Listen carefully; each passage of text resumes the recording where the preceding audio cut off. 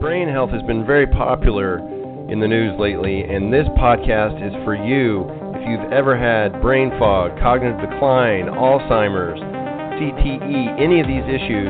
This is the podcast where we're going to jump into the latest research from Dr. Dale Bredesen, Dr. Daniel Amen, Dave Asprey of the Bulletproof Diet, so many other people, all the minds that are really out there paving the way, blazing a path for new research, new strategies that are actually working to get your brain optimized and working at its highest level.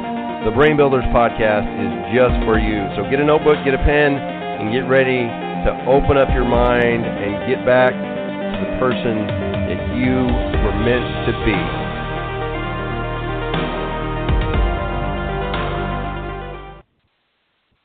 Hello, and welcome to the Brain Builders podcast. I am your host, Dr. John DeWitt, and today we're going to get back into how to optimize your sleep and how to look like a rock star when you're walking around inside. So we were talking about the True Dark glasses last time from Dave Asprey, and glasses that help your brain think it's dark will help your brain make more melatonin, which will improve your sleep. When you get more quality sleep, you'll increase your rate of neurogenesis, and you'll reduce eye damage from blue light. It's worth looking a little goofy to grow a bigger brain and wake up with more energy. If you already know that you have light sensitivity, or if you have dyslexia or other reading problems, you might consider getting the Erlen lenses that he mentioned earlier.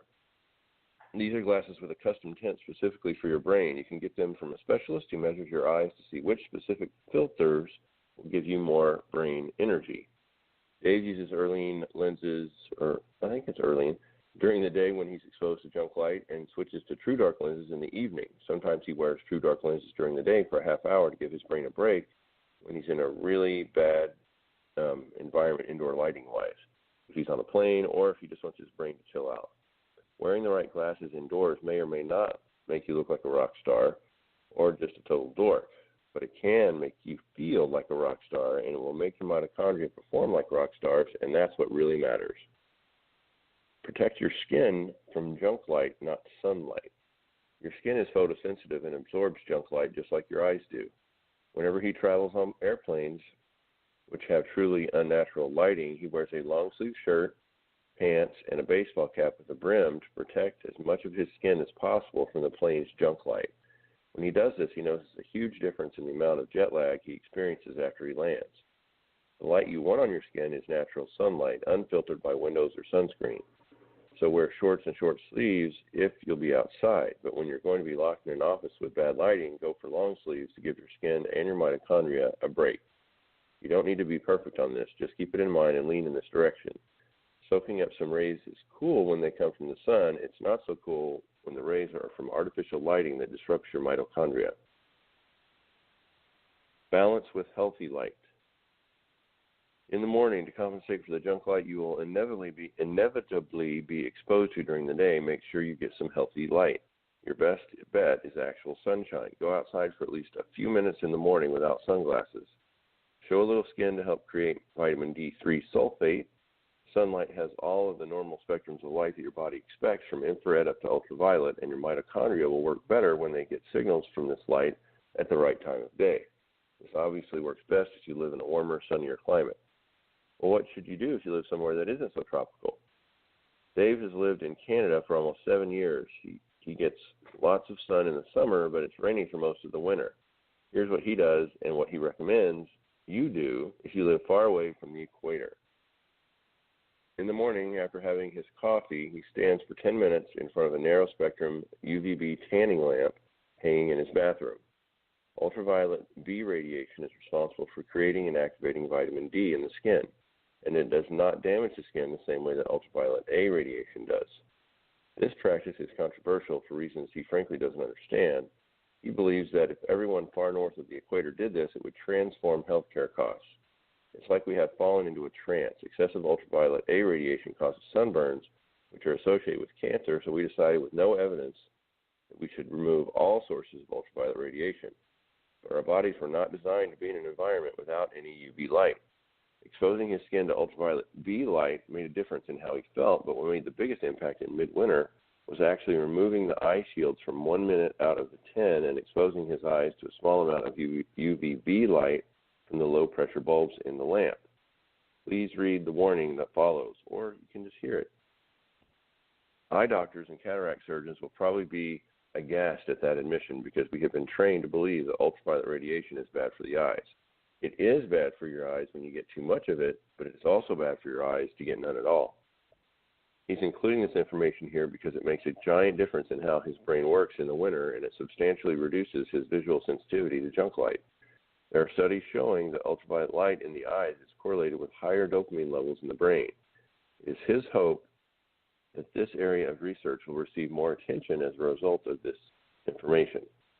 But you should not expose your eyes to ultraviolet B radiation without significant research and support. You can purchase reptile lights or search narrow spectrum UVB bulb to find this type of light online. Please be responsible though. You can go blind, burn your skin, and even develop cancer if you misuse a high power lamp. That's why mine are all low powered, and even those can hurt you without proper precautions. In midday, it's best to go outside at noon without sunglasses on for a few minutes. But if that's not possible, getting more red or violet light indoors at midday can be a helpful alternative. He uses the red charger at the Santa Monica Bulletproof Labs facility, which has 40,000 red and infrared LEDs arranged like a tanning bed so you can get a full dose of light in about 20 minutes. He expects these will become more and more popular as people realize how great a stronger dose of light in the middle of the day can make you feel. But until then, one of the simplest things you can do if you work indoors under bright fluorescent or LED lighting is to add some red to your environment. You're getting overdosed on blue light, so changing the ratio of blue to red can help your eyes and your brain, and your mitochondria will thank you. Simply install a red light somewhere in your field of vision. He uses red LED tape lights on the ceiling above his desk and leaves them on all day to balance out the blue in his monitor. At night, red is your magic color. Minimize sources of blue and white light and use red or amber LED bulbs whenever possible, or use true dark glasses. He uses the glasses in hotels and other foreign environments and red LEDs at home. He also uses the glasses at home if he's looking at bright screens. You are electric and magnetic. Your mitochondria are semiconductive, which simply means that they conduct electricity at varying rates.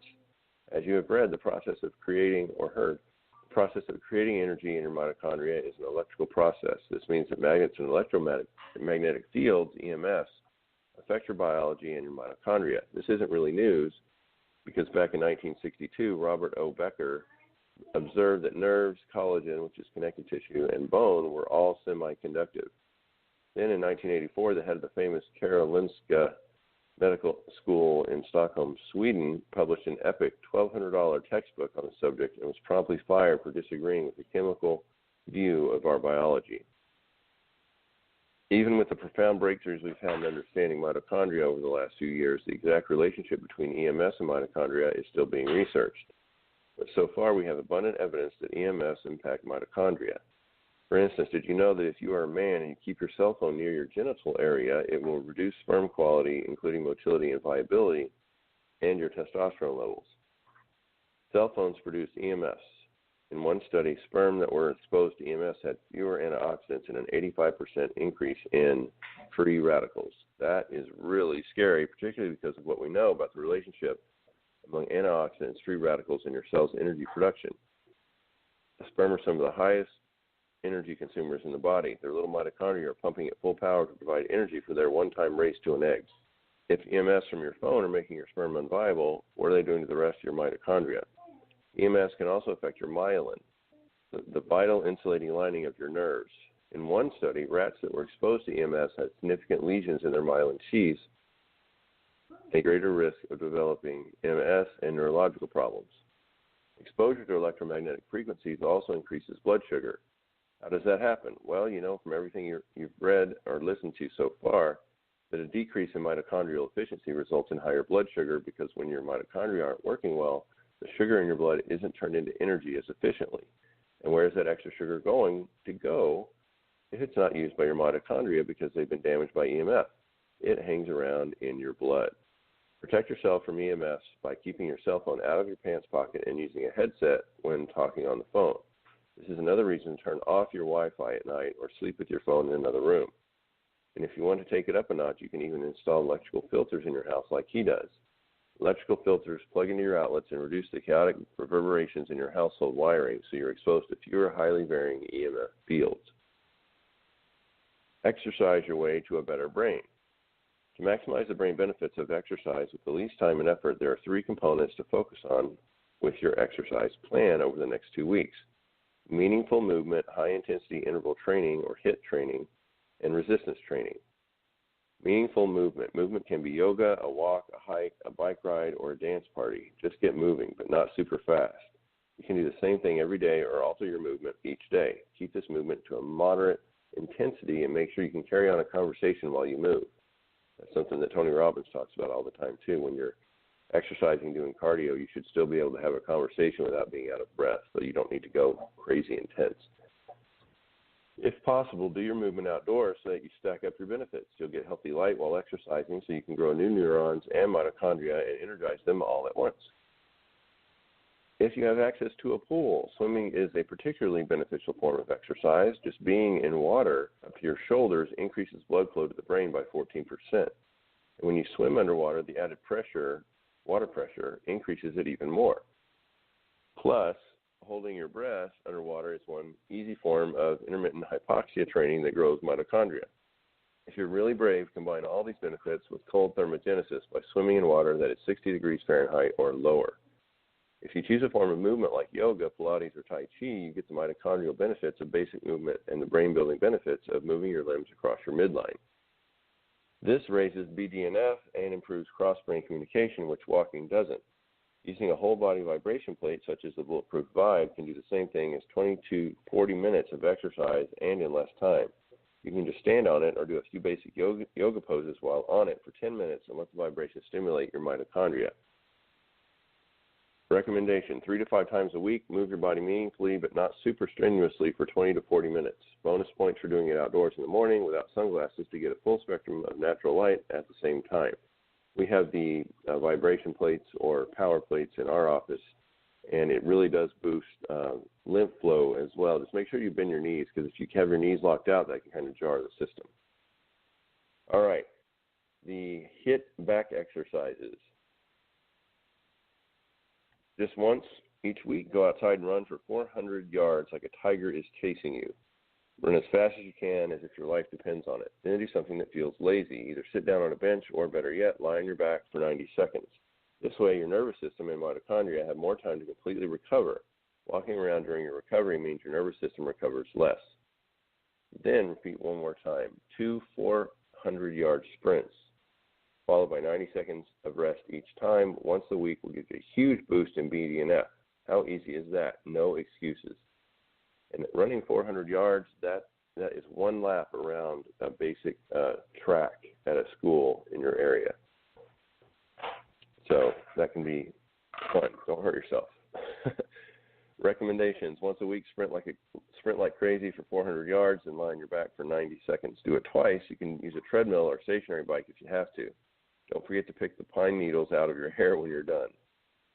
And resistance training. In addition to your meaningful movement and your weekly HIIT back plan, a once-weekly resistance training workout to raise BDNF and stretch your mitochondria. On this day, it's better not to use antioxidant supplements, as you want to create some stress in your mitochondria so that they will strengthen their systems.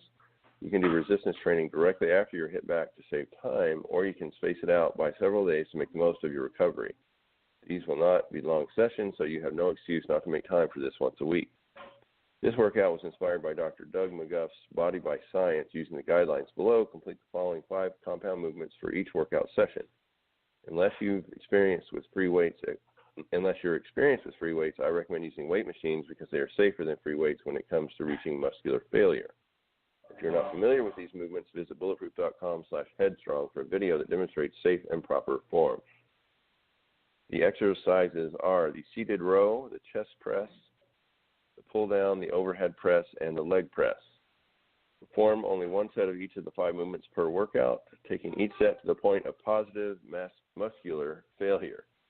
And we're going to finish those up next time on the Brain Builders podcast, and then we're going to talk more about how to hack your sleep. This is your host, Dr. John DeWitt. I hope you found that useful. Have a phenomenal brain-boosting day.